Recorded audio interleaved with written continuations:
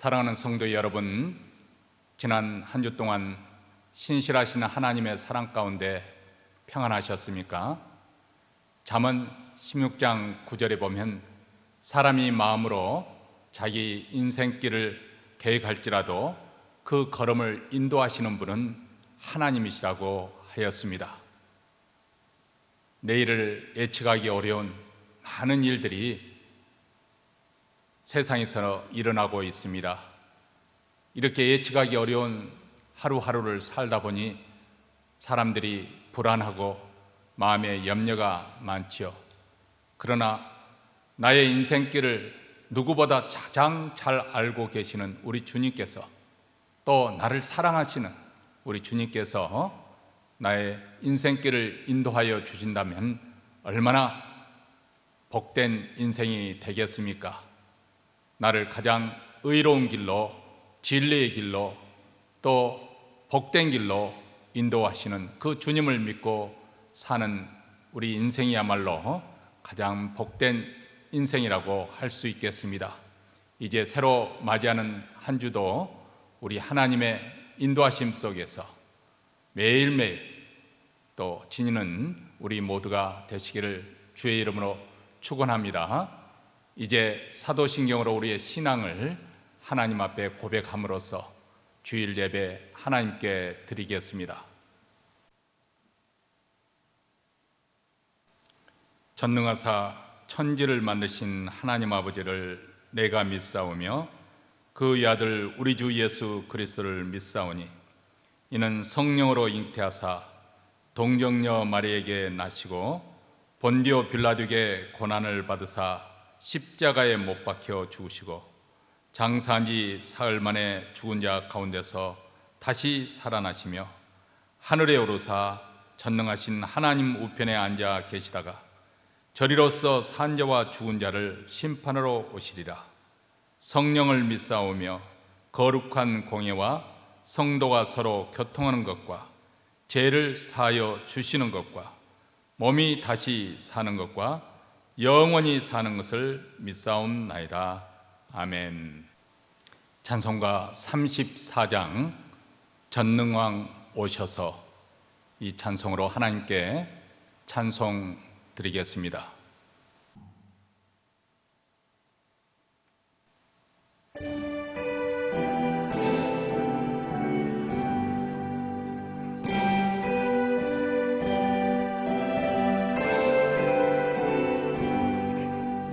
전능왕 오셔서 주 이름 찬송케 하옵소서. 영광과 권능의 성부여셔서 우리를 다스려 주옵소서. 강생한 성자여 오셔서 기도를 들으소서. 택하신 백성을 축복해 주시고 거룩한 마음을 주옵소서. 위로의 주 성령 오셔서 큰 증거 주옵소서. 전능한 주시여 각 사람 마음에서 떠나지 마시고 계십소서. 성삼일체께 한없는 찬송을 드립니다.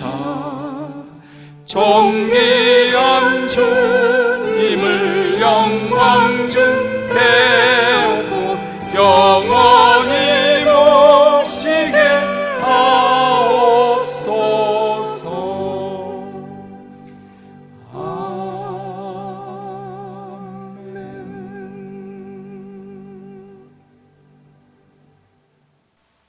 이 시간에는 조정희 권사님 나오셔서 저희를 대표해 하나님께 기도하시겠습니다. 상한 갈대도 꺾지 아니하시며 꺼져가는 등불도 끄지 아니하시고 진리로 공의를 베푸신 자비하신 여호와 하나님 이름을 찬송하며 존귀와 영광을 돌려드립니다. 주님의 십자가의 희생적 사랑으로 인해 사죄의 은총을 입고 영원한 생명을 얻어 하나님 자녀된 복을 누리며 살아가게 하시니 그 은혜가 저희들의 삶 속에 늘 새롭습니다. 오늘도 거룩하고 복된 주의 날 저희들의 삶을 구별하여 담대의 은혜의 보좌 앞에 나와 전심으로 예배드릴 수 있는 자리로 불러주신 성령님의 인도하심에 감사를 드립니다. 이 예배 중에 임하시는 하나님의 영광의 빛을 보게 하시고 그 임재 가운데 계신 하나님의 얼굴빛을 보게 하옵소서. 상한 심령이 회복되고 고난 영혼 속에 성령의 단비를 부어주시사 새 생명을 얻어 충만한 기쁨과 온전한 안식을 누리는 시간이 되게 하옵소서. 사랑의 주님, 지난 한 주간도 녹록지 않은 환경 속에서도 때를 따라 도우시는 하나님의 은혜와 변함없는 사랑으로 저희를 지키시고 돌보아 주시는 주님의 신실하심이 이 공고한 삶 속에 희망과 용기를 주시니 감사합니다. 여전히 코로나 팬데믹이라는 고통의 긴 터널을 지나고 있지만 이 모든 상황은 하나님의 통제 아래 있음을 믿음의 눈으로 바라봅니다. 이 고난의 시간에 오히려 저희들의 믿음이 순결해지고 신앙의 세계가 새롭게 정리되어 순전한 그리스도인으로 거듭나는 시간이 되게 하옵소서. 용서의 주님, 매일의 삶을 돌아보며 참회의 기도를 드립니다. 입술은 주님을 닮은 듯하나 일상의 삶의 모습은 자아로 가득한 마음으로 인해 헛된 자부심과 허영심, 겸손을 가장한 교만함, 육신의 욕망에 사로잡혀 세상 유혹에 이끌려 살면서 하나님의 마음을 얼마나 아프게 했던지요. 이 어리석고 부끄러운 모습을 고백하오니 이토록 연약한 저희들을 불쌍히 여기시고 주님의 오래 참으심과 긍휼하심으로 용서하여 주옵소서. 이제는 이 죄된 습성에서 벗어나고 싶습니다. 입술의 고백과 삶의 모습이 일치된 신앙인으로 살아가는 것이 그저 헛된 바람이 되지 않게 하옵소서. 저희들의 삶의 중심의 생각과 행함이 주님의 말씀에 깊이 뿌리를 내리고 세상 풍조에 휘둘리지 않고 믿음 위에 굳게 서기를 원합니다.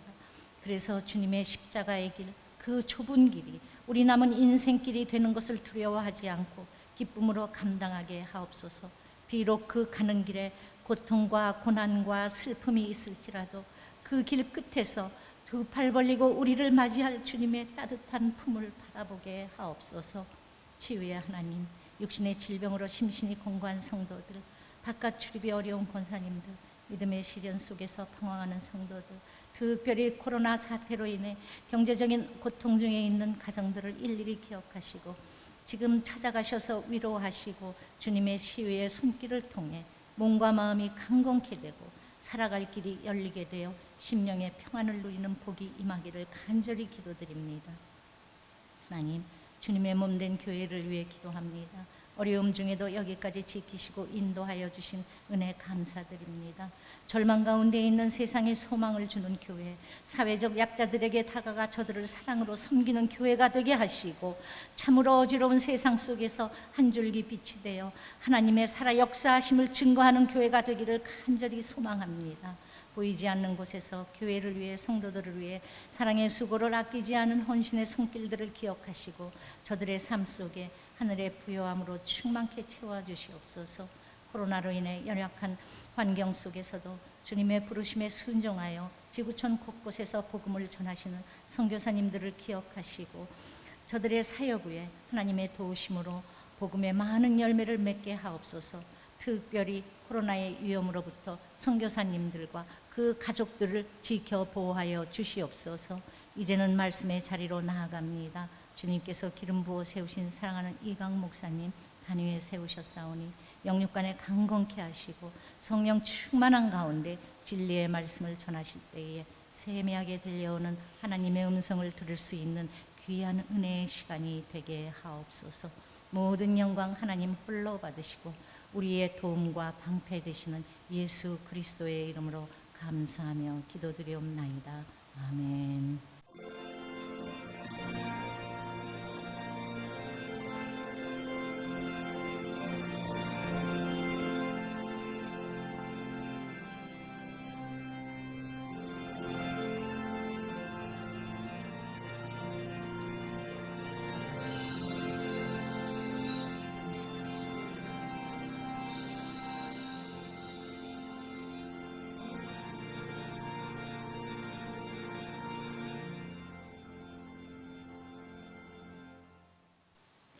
오늘 우리에게 주신 하나님 말씀은 구약 욥기 42장 1절로부터 6절 말씀 다 같이 읽겠습니다. 욥이 여호와께 대답하여 가로되 주께서는 무소불능하시오며 무슨 경영이든지 못 이루실 것이 없는 줄 아오니 무지한 말로 이치를 가리우는 자가 누구니이까? 내가 스스로 깨달을 수 없는 일을 말하였고 스스로 알 수 없고 헤아리기 어려운 일을 말하였나이다. 내가 말하겠사오니 주여 들으시고 내가 주께 묻겠사오니 주여 내게 알게 하옵소서. 내가 주께 대하여 귀로 듣기만 하였사옵더니 이제는 눈으로 주를 배움나이다. 그러므로 내가 스스로 화나고 티끌과 제 가운데서 회개하나이다. 아멘.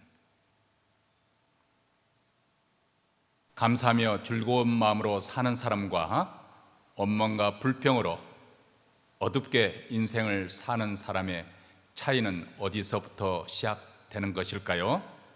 감사하며 사는 사람은 자신의 본래 처음 자신이 어떤 모습이었는 것을 기억하며 사는 사람입니다.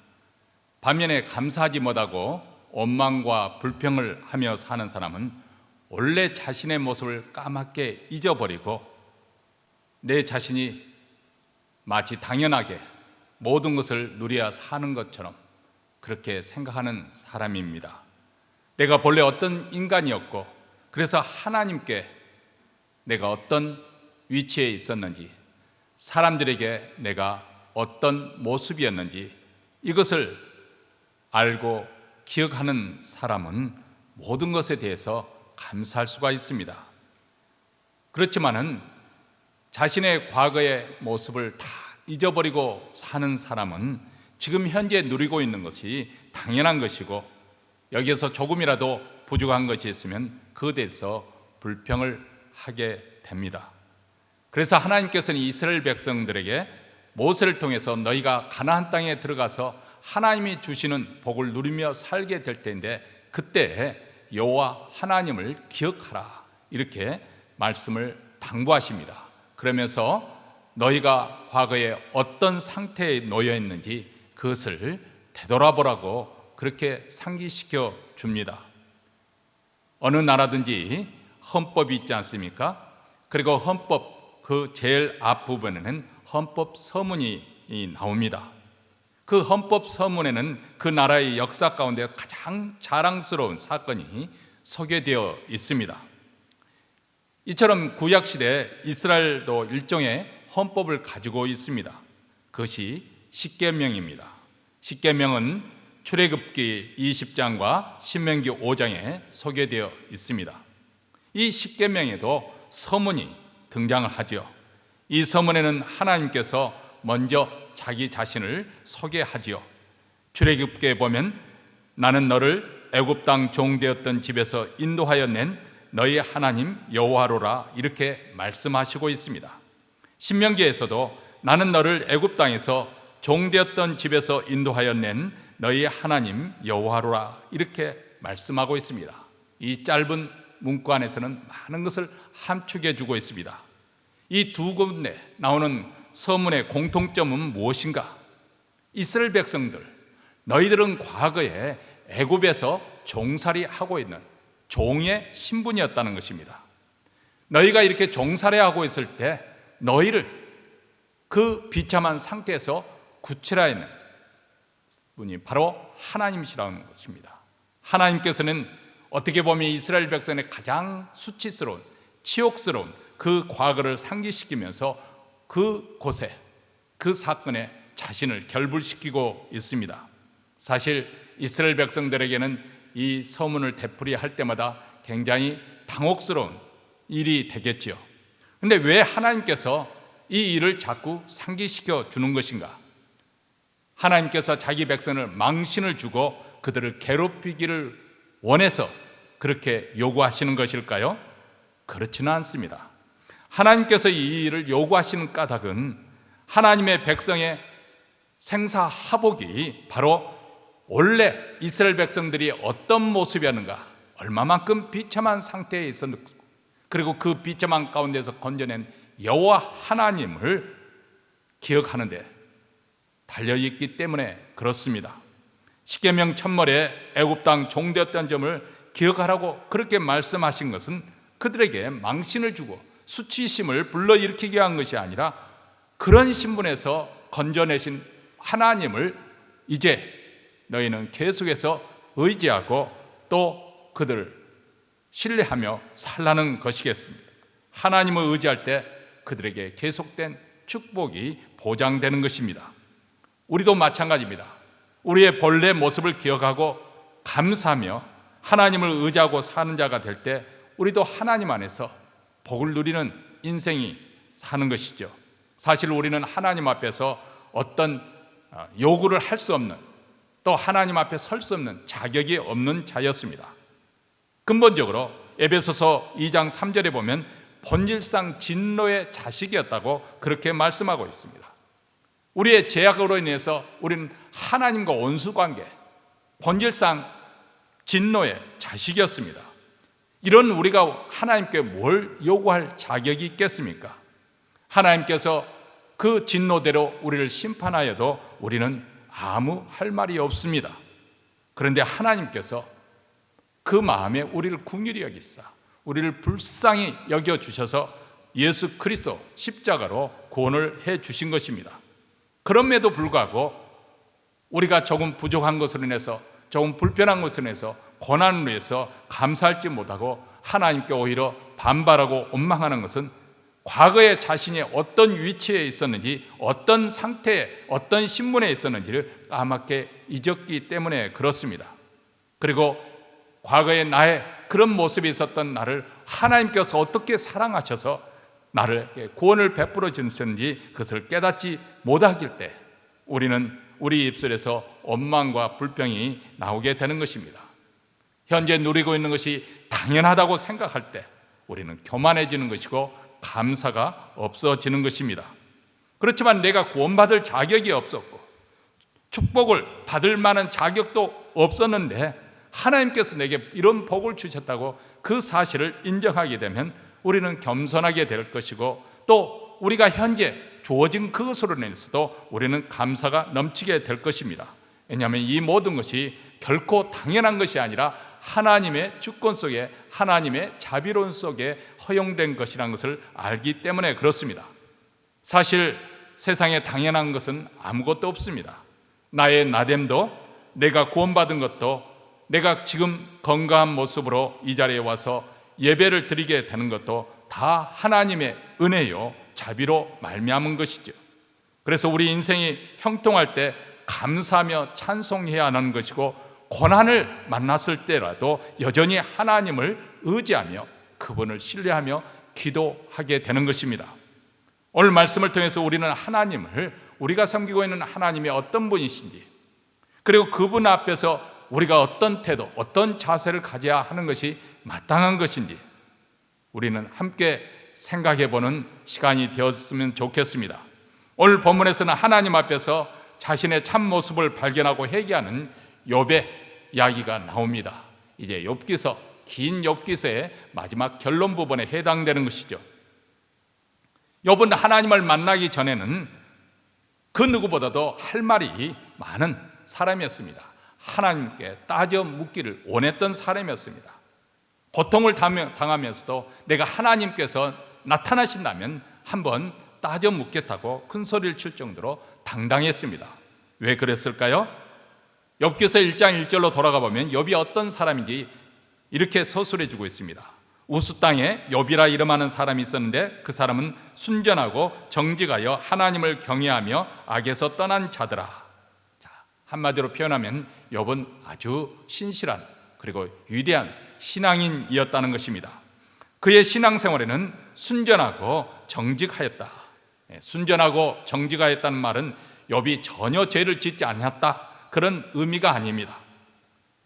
욥은 하나님을 사랑해서 그분을 높이고 그분을 경배하는 데 있어서 그 마음가짐이 변함이 없이 시종일관 일편단심 진실했다는 의미입니다. 그는 하나님을 두려워했습니다. 그래서 악에서 떠나기를 힘썼습니다. 욥이 어느 정도 순전하고 정직하여서 악에 떠난 사람이었는지 보여주는 것이 그의 가정 생활에서 우리는 찾아볼 수 있습니다. 자녀들이 잔치를 벌이고 난 다음에는 언제나 자녀의 수만큼 번제를 드려서 자녀들을 성결케 했습니다. 혹시라도 잔치의 흥겨움에 취해서 자녀들이 불식 중에 하나님으로부터 마음이 떠나기 쉽다는 것을 염려했기 때문에 그렇습니다. 그는 자기 혼자 신앙생활 잘하는 것으로 그렇게 원치 아니하였고 가족이 다 하나님을 경외하는 그런 사람들이 되기를 바랐습니다. 욥의 사람됨 되면은 그가 누리고 있는 부에 관련해서도 살펴볼 수 있습니다. 그는 동방에서 첫째가는 부자였습니다. 사실 돈을 잘 버는 것도 쉽지 않은 일이지만은 그 벌어놓은 돈을 어떻게 하면 잘 사용하는가, 더 어려운 것이 바로 돈입니다. 그런데 욥은 큰 부자였음에도 불구하고 쓰는 데에서도 아주 지혜롭게 의롭게 사용하였습니다. 자신의 부를 가난한 이웃들과 나누어 쓰다고 했습니다. 가난한 자들을 돕는 데서 그는 아주 너그러웠습니다. 여러분, 한 사람을 평가하는 데 가장 중요하고 믿을 만한 기준은 어디에 있는 것일까요? 물론 사람들의 평판도 중요하겠지만 가장 핵심적인 평가 기준은 하나님의 기준입니다. 하나님께서 어떻게 보시는가, 이것이 중요한 것입니다. 그런데 성경에 등장하는 수많은 인물들이 있었지만은 욥의 경우처럼 하나님께서 그 사람의 됨됨이를 평가하는 데서 2번씩이나 원수인 사단 앞에서 칭찬하는 모습이 나옵니다. 그와 같이 순전하고 정직하여 하나님을 경외하며 악에서 떠난 자가 없느니라, 이렇게 거듭 칭찬하는 경우는 구약 어느 곳에 많은 인물들이 등장하지만 그런 예가 없을 정도입니다. 그런데 이렇게 칭찬받은 욥에게 어느 날 예고 없이 이유 없이 엄청난 재앙이 휘몰아치지요. 갑자기 스바 사람들이 쳐들어와서 소와 나귀들을 빼앗고 칼로 종을 죽이고 또 하늘에서 불이 떨어져서 양과 종을 또 불살라버립니다. 그리고 갈대아 사람들이 약대를 빼앗고 종을 죽입니다. 이렇게 순식간에 재산이 거덜나고 말았습니다. 이러한 불행한 소식을 듣고 있는데 또 다른 끔찍한 소식이 들려옵니다. 그것은 돌풍이 갑자기 휘몰아쳐서 7 아들과 3 딸이 잔치하고 있는 그 장막에 덮쳐서 그만 그곳에서 모든 자식들이 압사하고 말았습니다. 뿐만 아니라 재앙은 욥의 몸에까지 미쳤습니다. 온몸에 악창이 났는데 발바닥에서 정수까지 전신에 퍼졌습니다. 제 위에 앉아서 귀하 쪽을 가지고 몸을 빡빡 긁어대지 않으면 견딜 수 없을 정도. 이런 상황에서도 사랑하는 아내마저도 하나님을 욕하고 죽으라고 그렇게 저주를 하고 있지요.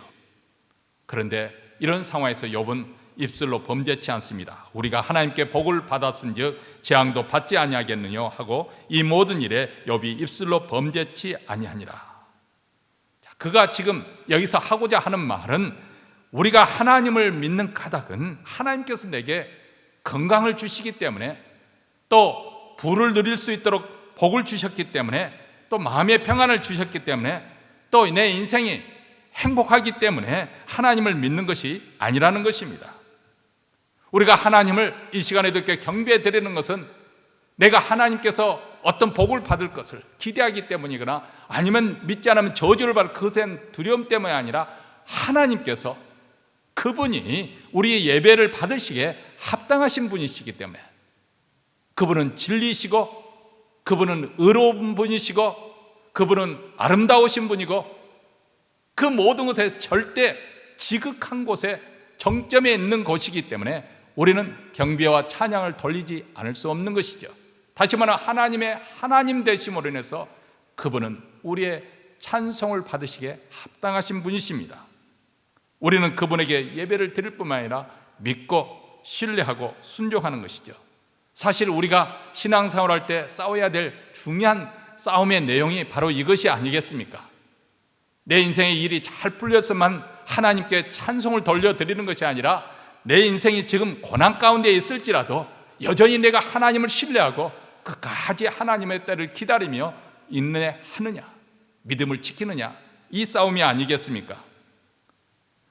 여기서 욥은 사실 성공적으로 여전히 하나님을 잘 믿고 신뢰하는 것처럼 보입니다. 자, 그렇다고 해서 욥이 완전히 하나님의 원하는 그런 마음을 다 드리면서 스스로 순순히 항복한 것은 아닙니다. 욥의 마음속에는 지금 행언할 수 없는 감정이 휘몰아치고 있습니다. 무서운 시험으로 인해서 그는 고뇌에 차에 있습니다. 씨름을 하고 있습니다.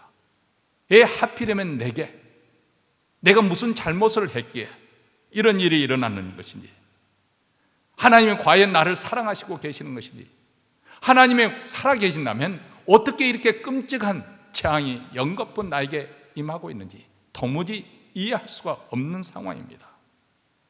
그가 하나님께 묻고 싶은 질문은 끝이 없었습니다. 그래서 하나님을 만나서 한번 따져 물어야겠다고 그는 생각하게 되는 것입니다. 처음에는 7일 동안 밤낮 침묵을 지키며 고뇌하던 욥이 마침내 입을 열어 말하는데, 그래서 욥의 입에서 나온 말이 무엇이었을까요? 대뜸 자신이 태어난 생일을 저주합니다. 내가 아예 이 땅에 태어나지 않았다면 좋았을 것을 왜 하나님께서 나를 태어나게 하셨는고, 이렇게 비통해합니다. 사실 욥에는 하나님을 신실한 믿어온 믿음이 있기 때문에 하나님을 대뜸 욕할 수가 없지요. 하나님을 원망할 수가 없습니다. 하나님을 버릴 수가 없습니다.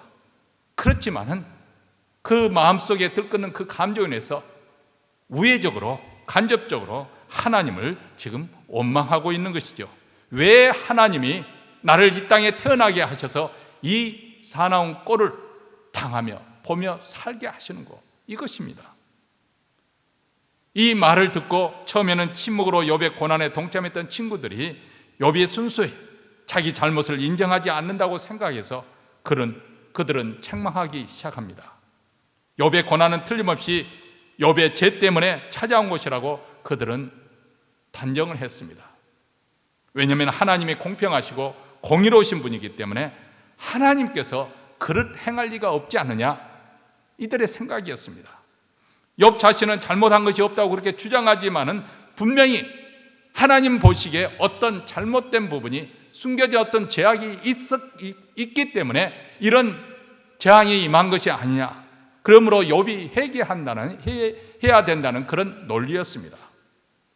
그런데 욥은 한사코 그들의 이런 주장을 거부하죠. 나는 그런 징벌을 받을 만한 잘못을 한 일이 없다. 하나님이 당장 나타나서 내 이 무죄함을 속신하게 풀어주셨으면, 변호해 주셨으면 좋겠다, 이렇게 우깁니다. 사실 지금 현재 욥의 가장 큰 고통은 자기와 자기 가정에 임한 그 재앙 그 자체도 크지만은 그보다도 왜 내게 이런 재앙이 임하도록 하나님께서 허락하셨는가, 이 질문에 대해 욥은 더 고뇌에 찾고 고통스러워하고 있습니다. 우리 인생 살다 보면 누구나 다 이런 절박한 상황에 놓일 경우가 있습니다. 현재 내가 당하고 있는 이 고난에 이해할 수 없고, 하나님께서 속신하게 말씀해 주신다면 차라리 내가 그 고난을 잘 감당할 수 있을 텐데, 근데 만약 이런 상황 속에 우리가 처했을 때 마치 거울에 비친 자신의 불행한 모습을 바라보면서 안타까워한다고 한다면 상황은 더 어려워질 것입니다. 점점 수렁에 빠지는 형국이 될 것입니다. 자기 연민에 빠져들기 때문에 그렇습니다. 그래서 왜 하필이면 나에게, 왜 남에게만 이런 일이 일어나는 것일까, 이렇게 한탄하게 되는 것이죠. 그러면서 나는 참 불쌍한 사람이야, 다른 사람에게 늘 나는 당하고만 살아야 하는, 내 자신을 체연하게 생각하고 안타깝게 생각합니다. 나는 왜 이렇게 바보 같을까? 왜 다른 사람처럼 얕게 굴지 못하고 이렇게 당하기만 하는 것일까? 사람들이 나에게는 아무런 관심을 보이지 않아. 이렇게 자기 연민의식에 빠져버리면 문제는 더 심각해지는 것이죠. 본능적으로 이렇게 되면 자기 자신을 보호하기 위해서 내가 왜 이럴 수밖에 없는지를 설명하는, 자기 스스로를 강화시키는 그런 시도를 하게 됩니다. 그래서 자기 변명을 하고 자기 합리화로 일관하는지요. 내가 왜 이래야만 해야 되는 것인지 자기를 보호하려는 그런 차원에서 변론을 합니다. 결국 자기 중심적으로 모든 상황을 판단하고 모든 상황에 대해서 해석을 하는 것입니다. 이것이 보통 사람들이 살아가는 모습이기도 합니다. 그렇다고 해서 우리 은혜로운 성도들의 살아갈 그 모습은 결코 아니지요. 만약에 우리가 이런 방식으로 자기 자신을 변명하고 해석을 한다면 우리는 하나님의 은혜를 받은 그런 은혜 가운데 있으면서도 정작 그것을 누리지 못하며 살아갈 위험성이 있습니다. 욥의 경우가 바로 그렇습니다. 욥의 세 친구가 잘못을 단죄하니까 억울하다고 생각한 욥은 이에 대해서 항거를 하고 자신의 무죄함을 끝까지 주장을 하지요.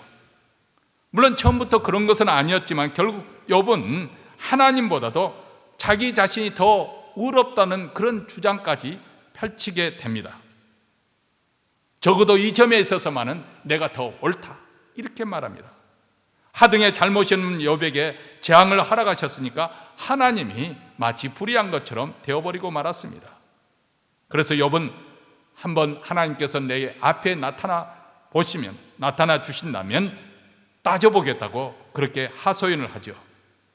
자, 이 모습은 욥이 평소에 보여준 모습과는 전혀 다른 모습입니다. 재앙이 임했을 때 첫 번째 반응과도 다르죠. 처음에는 여전히 하나님께 엎드려 경배를 드렸습니다.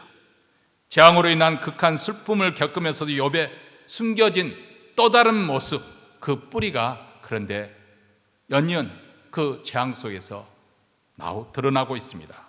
그것은 자신의 의에 집착하고 있는 모습이죠. 결국 자기 자신을 변론하다 보니까 하나님의 의보다도 자기 자신의 의를 더 주장하는 셈이 되어버리고 말았습니다. 사실 어떤 면에서는 우리도 이런 욥의 모습으로 살아갈 경우가 많습니다. 특히 우리가 양심적으로 살았다고 주장할수록, 또 종교인일수록, 신앙생활을 열심히 잘한다고 생각하는 사람일수록 이런 자기의가 두드러지게 나타날 수가 있습니다. 일반적으로 사람들은 누구에게나 다 양면성이 있습니다. 아무리 악한 사람이라도 일말에 선에 대해서 이렇게 하고자 하는 그런 마음이 있습니다. 그리고 보통 사람들도 약간의 선행을 하고 삽니다. 그리고 약간의 악행도 필요에 따라서 거짓말도 하면서 살아갑니다. 그런데 평소에 남에게 피해를 주지 않았다고 생각하기, 그리고 평소에 남에게 양보를 했다고 생각하는 사람일수록 나는 선행만 했다고 그런 착각 아닌 착각을 할 수가 있습니다. 나는 사랑을 베풀며 살아왔다고 그런 자부심을 갖기가 쉽습니다. 그런데 그 자부심이 지나치게 되면 자만이 되어서 교만까지 이르게 되는 것이죠. 사실 우리가 베푸는 선행에는 음모가 감춰져 있을 수가 있습니다. 남들에게 착하다는 칭찬을 받기 위해서, 남들에게 저 사람은 양심적이라는 소리를 듣기 위해서, 저 사람은 참 잘 믿는 사람이라고 인정을 받기 위해서, 더 우월한 인정과 대접을 받기 위해서 우리가 약간의 선행, 약간의 착한 일을 할 수가 있습니다. 우리는 이것을 가리켜서 천사의 음모라고 말할 수 있겠습니다. 사실 이 천사의 음모는 자기 자신도 별로 그렇게 자각하지 못할 수가 있습니다. 그러나 우리 주변에, 내 자신을 보면 우리 주변에 아주 흔히 발견될 수가 있습니다. 그것은 사회에서, 교회에서, 가정에서 내가 남들보다 더 많이 희생했다는 구실로 인해서 은근히 나는 이런 대접을 받아 마땅해야 해, 이렇게 공로의식을 갖는 것이죠. 내가 남들보다 더 이 점에서 잘하고 있다는, 탁월하다는 것으로 인해서 상대방보다 우월의식을 갖는 것, 내가 신앙생활을 잘한다는, 몇 가지 신앙생활을 잘하는 것으로 해서 내가 더 영적이라고 그렇게 우월의식을 갖는 것입니다. 이것이 자기의가 되는 것입니다. 이렇게 자기의에 사로잡힌 사람의 모습은 평소에는 그 정체가 잘 드러나지 않습니다. 그래서 내 자신도 그것을 포착해내기가 참 어렵습니다. 바로 이것 때문에 우리가 하나님과 더 깊은 관계에 들어가는데 그것이 방해가 되고 장애물이 되어버리고 더 풍성하고 더 부유한 영성에 들어가지 못하는, 그리고 실패하는 원인이 되기도 합니다. 그렇다면 이렇게 자기의에, 이 천사의 음모에 휘말려서 자기의에 사로잡힌 우리 자신이 이런 자기의에서 어떻게 벗어날 수가 있는 것일까요? 욥은 이 문제를 어떻게 해결하였을까요? 바로 하나님을 만남으로써, 하나님을 만날 때 욥은 이 문제에 부딪혔던 것이죠. 절대자이신 하나님 앞에 설 때 비로소 욥은 자신의 참 모습을 발견할 수가 있었습니다. 자신의 무죄함을 주장하던 욥에게 절대자이신 하나님이 드디어 그가 원하는 대로 나타나셨습니다. 욥기서 3장 38장 1절부터 3절 말씀입니다. 때에 여호와께서 폭풍 가운데로서 욥에게 말씀하여 가라사대 무지한 말로 이치를 어둡게 하는 자가 누구냐? 너는 대장부처럼 허리를 묶고 내가 내게 묻는 것을 대답할지니라. 그래 욥아, 너는 잘못한 것도 없는데 징계를 받는다고 억울해하면서 나에게 따져 묻겠다고 했는데 좋다, 우리가 한번 따져보자. 이제 내가 먼저 너에게 질문을 던질 테니까 너는 산의 대장부처럼 허리를 동이고 한번 답변을 해보라. 이렇게 하나님께서 도전합니다. 하나님이 등장하시기까지 욥은 참으로 하나님께 항의할 만한, 할 말이 많은 것처럼 보였습니다. 왜 재앙이 연거푼 죄 없는 욥에게 덮칩니까? 너무나 억울하지요. 따져 묻고 싶습니다. 왜 하필이면 다른 사람이 아닌 나입니까? 누구인들 욥의 심정을 갖지 않겠습니까? 그런데 하나님이 여기에 대해서 어떤 답변을 해주시지 않습니다. 그러면서 하나님께서는 마치 욥에게는 엉뚱한 생뚱맞는 질문을 연거푼 썼습니다. 38장 4절과 6절 계속해서 이렇게 말합니다.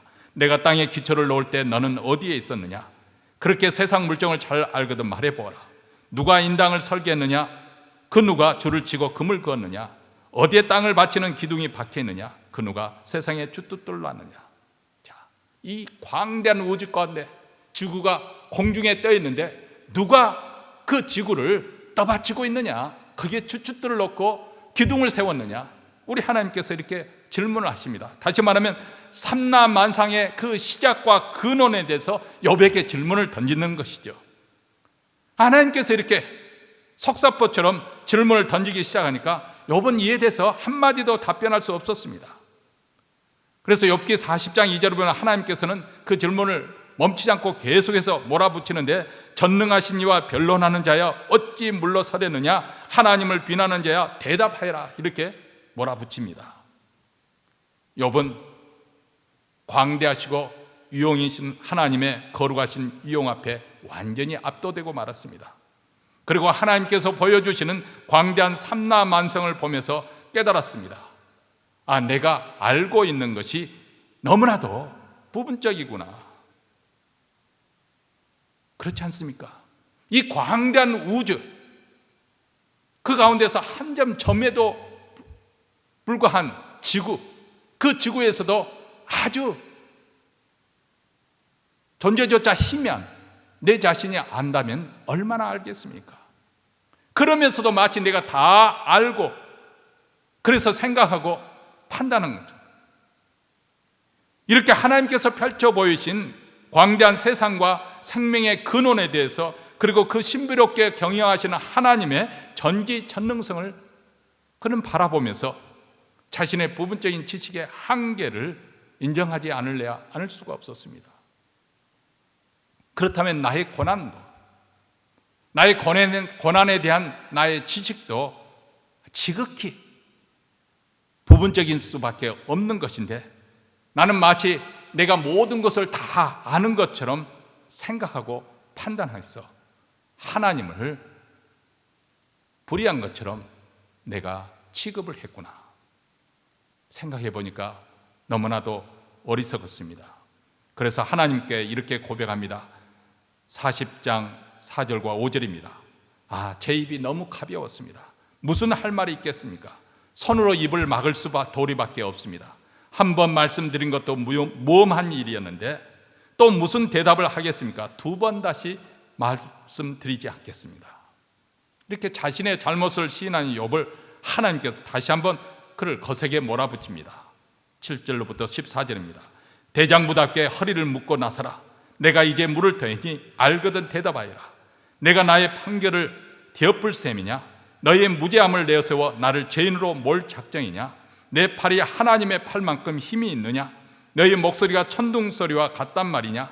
그렇다면 내 자신의 권세와 위엄으로 단장하고 권위와 영화를 걸치고 너희 분노를 폭발시켜 보아라. 건방진 자가 보이거든 진뭉개 주어버라. 거들먹거리는 자가 보이거든 꺾어버리라. 불의한 자는 짓밟아 버리라. 한꺼번에 땅속에 묻어버리라. 땅굴 속에 가두어버리라. 그렇게 할 수 있다면 내가 너를 인정하마. 내가 자신의 힘으로 희어날 수 있을 것이라고 내가 너를 알아주리라. 자, 여기서 지금 하나님께서 욥에게 말씀하고자 하는 그 포인트가 무엇일까요? 한마디로 욥아, 내 주제를 알고 있니? 주제 파악하라는 것이겠죠. 내 자신을 알라는 것이겠죠. 피조물인 주제, 자신이 가지고 있는 그 양량한 지식과 경험을 가지고 감히 창조주 하나님의 길을 판단하려는 것이 얼마나 어줍잖은 것인지 깨달으라는 것입니다. 남들보다 내 자신이 조금 의롭다고 그것이 전부인 양 까불지 말라는 것입니다. 그래, 내 자신에게 일어난 일이 부당하다고 해서 하나님이 과연 불의하시냐 하다고 그렇게 말하느냐? 과연 그리하냐? 그렇다면 내가 전능자가 되어서 한번 내 생각대로 해보아라. 그럴 수만 있다면 내 불병이 정당하다고 내가 인정하겠다. 여러분, 우리가 하나님 앞에 서게 될 때 우리는 두 가지 사실을 직면하게 됩니다. 첫째는 하나님은 절대자시라는 것입니다. 그래서 욥이 하나님께 말씀하기를 주께서는 못하실 일이 없사오니 무슨 계획이든지 못 이룰 것이 없는 줄 아오니. 오늘 본문 2절에서 이렇게 고백하지 않습니까? 당신께서는 못하실 일이 없습니다. 계획하신 일은 무엇이든지 다 이루십니다. 욥은 자신에게 일어난 일이 비록 이해할 수는 없었습니다. 지금도 하나님을 만났지만 지금도 왜 그러는지 하나님이 말씀해 주시지 않으니까 알 수가 없습니다. 이해할 수는 없지만은, 인정할 수는 없지만은 하나님의 절대 섭리와 주권에 관해서는 인정하지 않을 수가 없었습니다. 그 누구도, 그 어떤 국가나 나라라 할지라도 이 하나님의 주권에 대해서 항거할 수는 없습니다. 하나님의 절대적인 통치와 다스림이 있기 때문입니다. 그리고 그 절대자 하나님 앞에 서게 될 때 두 번째로 우리가 깨닫게 되는 것이 우리의 참 모습이 드러난다게 된다는 사실입니다. 그것은 우리 자신의 부적합성과 부적격성입니다. 오늘 본문 3절입니다. 부질없는 말로 당신의 뜻을 가린 자, 그것은 바로 저였습니다. 이 머리로는 헤아릴 수 없는 신비한 일들을 영문도 모르고 제가 찌꺼렸나이다. 자, 이런 인식의 대전환이 언제 이루어졌습니까? 바로 절대자 앞에 섰을 때입니다. 물론 그 전에도 욥은 하나님을 신실하게 잘 믿었고 하나님께 대한 지식을 가지고 있었습니다. 그럼에도 불구하고 인생의 최대 위기에 처했을 때 그 지식이, 그 신앙이 그를 문제를 해결할 점을 찾지 못했습니다. 그런데 하나님을 대면한 후 욥은 달라졌습니다. 모든 문제가 다 풀렸습니다. 더 이상 고통스러워하지 않습니다. 욥이 던진 질문에 하나님께서 직접적인 해답을 주신 것 아닙니다. 지금도 문제는 계속 진행되고 있습니다. 그럼에도 불구하고 욥은 더 이상 고민하지 않습니다. 왜냐하면 절대자를 만났기 때문에 그렇습니다. 직접 하나님을 대면한 후에 그에게는 새로운 시야가 열렸습니다. 자신의 한계에 갇혀있던 그에게 하나님의 무한한 세계를 볼 수 있었게 된 것입니다. 그리고 절대자이신 하나님께서 자신의 모든 문제를 알고 계시니 내가 여기에 대해서 더 이상 염려할 필요가, 고민할 필요가 없게 된 것입니다. 5절에 욥이 하나님께 고백하기를 주께 대하여 귀로 듣기만 하였사더니 라고 말합니다. 이 말은 욥이 하나님께 대한 지금까지 신앙이 남이 자신에게 전해준 2차적인 것이었습니다. 그런데 더 이상 이런 간접적 신앙 체험에 그런 의존하지 않습니다. 왜냐하면 직접 하나님을 그가 만났기 때문이죠. 이제는 눈으로 주를 배움나이다. 하나님을 직접 체험한 믿음을 말씀하고 있습니다. 그리고 절대자 하나님과 대면하는 직접적인 체험을 하면서 욥이 그 절대자 앞에서 회개를 합니다. 6절 말씀, 그러므로 내가 스스로 하나고 티끌과 재 가운데서 회개하나이다. 여러분, 우리 인생이 언제 근본적으로 회개하게 될까요? 절대자 앞에 서게 될 때입니다. 우리는 사랑의 하나님, 거룩하신 하나님, 자비의 하나님을 만났습니다만 정말 진정으로 근본적으로 우리가 깨어지고 변화가 돼야 될, 회심이 일어나야 되고 회개가 일어나야 되려면 절대자 하나님을 만날 필요가 있습니다.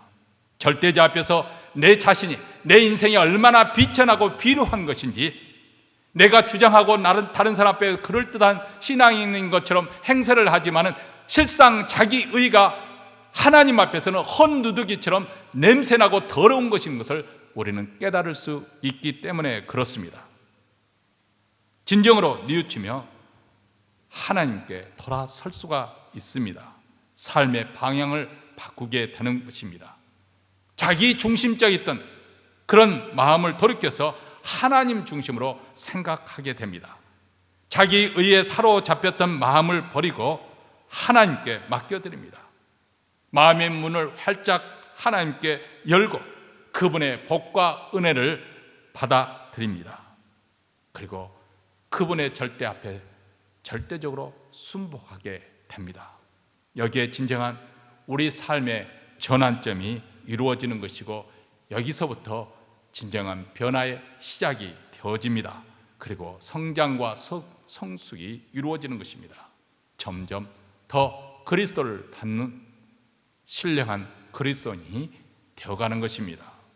사랑하는 성도 여러분, 이 시간 우리 모두 하나님 앞에 우리는 나왔습니다. 바로 예배 드리는 이곳이 하나님이 임재하시는 곳입니다.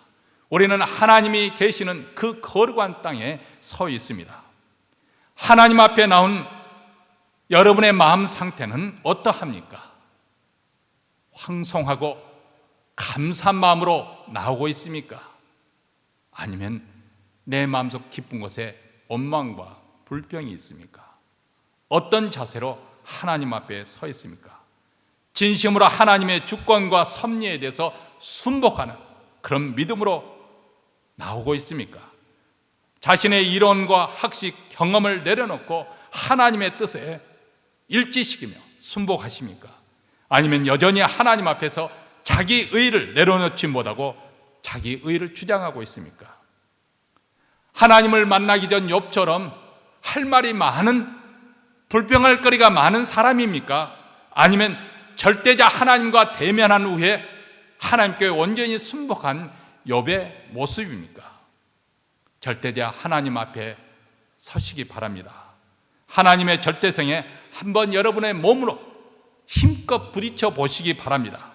하나님의 영광과 거룩의 광경에 완전하게 압도되어 정말 내 자신이 땅바닥에 내팽겨치는 그런 정도까지 한번 부딪혀 보시기 바랍니다. 자신의 참 모습을 발견해 보십시오. 회피하지 말고 숨지 말고 뒤로 물러서지 말고 앞으로 나가 대면해 보십시오. 자신의 의를 붙잡지 말고 하나님의 의, 하나님의 은혜를 붙잡는 우리 모두가 되시기를 바랍니다. 이런 믿음으로 또 한 주 살아가는 우리 모두가 되시기를 주의 이름으로 축원합니다. 기도하겠습니다.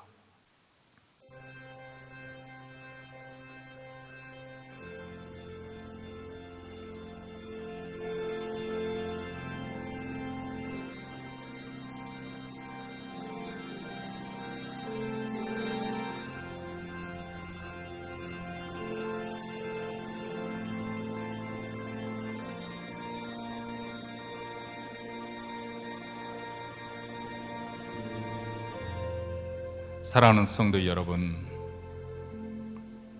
이 시간 우리가 가난하고 겸손한 마음으로 하나님 앞에 나오기를 원합니다. 절대자 앞에 우리는 발가벗은 다 드러나서, 그래서 어미로우신 하나님 앞에 엎드리지 않을 수 없습니다. 불꽃 같은 눈으로 우리의 심장과 폐부를 감찰하시는 하나님, 그 눈길을 누가 감당할 수 있겠습니까? 이래도 우리가 우리 자신의 의의를 주장하겠습니까? 우리가 과연 욥보다 더 신앙이 좋았고 더 신실하였습니까? 동방의 의인이었던 욥이 하나님을 대면했을 때 그런 죄 가운데 회개하였습니다. 우리는 어떻습니까? 우리가 욥처럼 그렇게 자신을 그리고 우리 가정을 의롭게 거룩하게 성별하며 거룩하게 신앙생활을 할 정도로 깨끗하였습니까? 욥은 그렇게 살았음에도 하나님 앞에 헛누더기 같은 자신의 의를 내려놓았습니다. 욥이 그랬다면 우리는 어떤 모습으로 하나님 앞에 서야겠습니까? 하나님 아버지, 이 시간 겸손하게 하나님의 자비와 긍휼을 간구합니다. 여기까지 하나님의 은혜로 살았습니다. 나의 나된 것이 하나님의 은혜였습니다. 하나님께서 긍휼의 마음으로 우리를 불쌍히 여겨주시지 아니했다면 우리는 본질상 진노의 자식처럼 하나님의 심판에 빠질 수밖에 없었습니다. 그런데 오직 독생자 십자가의 피로 우리를 깨끗게 하시고 하나님의 자녀로 삼아 주셨습니다. 지금까지 이 하나님의 은혜로 살았사오니 앞으로도 하나님의 은혜의 그 울타리를 벗어나지 않고 은혜 속에 살기를 원합니다.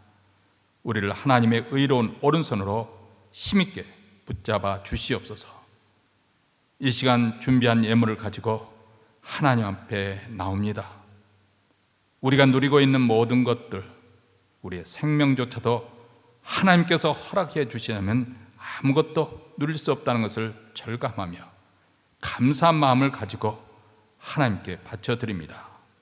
이 모든 것이 하나님께로부터 왔사오니 마땅히 하나님께 드릴 줄 알아 감사의 마음을 담아 드리오니 주여 받아 주시옵시고, 이 물질이 쓰이는 것마다 우리 주 예수 그리스도의 복음이 땅끝까지, 특별히 우리 북한 동부에까지 퍼져서 하루속히 남북이 복음으로 통일되는 아름다운 역사가 있게 하여 주시고, 주의 교회를 더욱더 흥왕하게 하여 주셔서 맡겨진 사명 잘 감당하는 교회가 되게 하시며, 오늘 또 예물을 드리며 하나님께 나온 사랑하는 백성들 그 심령의 천국의 기쁨과 가정의 화목함을 더하시고 자녀들이 더욱더 이 땅에 번성하는 복을 주시옵소서.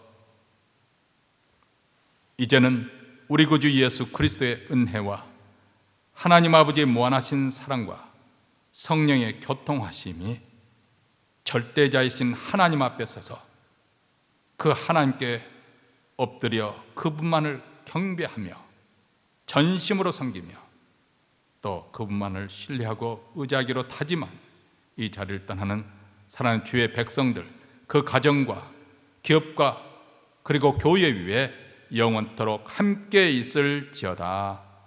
아멘.